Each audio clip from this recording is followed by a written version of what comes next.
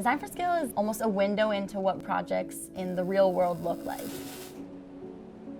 Just working with a client that you're talking to and you understand that they are out there in Guatemala making a difference and improving people's lives and you're here to help them. And that's really cool. Most design classes at MIT, you could really describe them as design for prototype or design for one prototype. This class is really designed for many, and that's the scale part.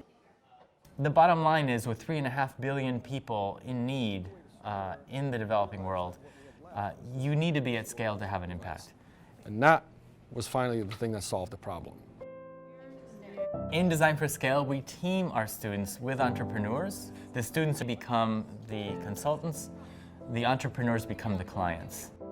So the challenge can become, how do you design for extreme affordability while maintaining the features that you wanted to maintain, while maintaining the supply chain that's required in order to launch the product in the developing world. I am part of the Moson team, and we are working on a dry toilet that's used in Guatemala. There are many households that don't have running plumbing, so this is an option for them to have a toilet in their household. I work on the Aquista project, which is a zero-energy water pump. It's meant to bring water from rivers and canals for local farmers in various countries to help with irrigation methods.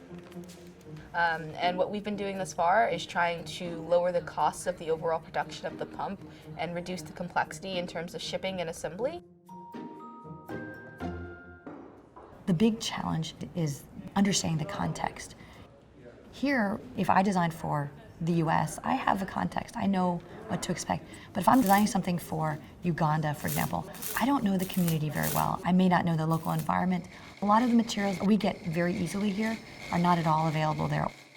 I really appreciate that as learning to do manufacturing amounts for your specific project, but also like looking into how other manufacturing processes could work to give you kind of more of a holistic view.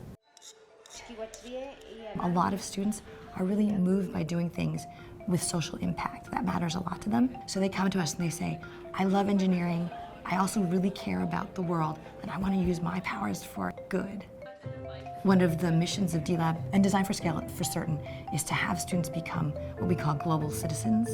So no matter what they do later on, if they go out to a large company like Google or Apple, they still have that bit in them which understands the larger world context. And I think that's a thing I'm going to take with me, just the idea that I have to consider every sort of customer I'm working with and not just, you know, my best friend here who has the same kind of upbringing that I had. And to see how the product that I've been working on can get applied is really cool.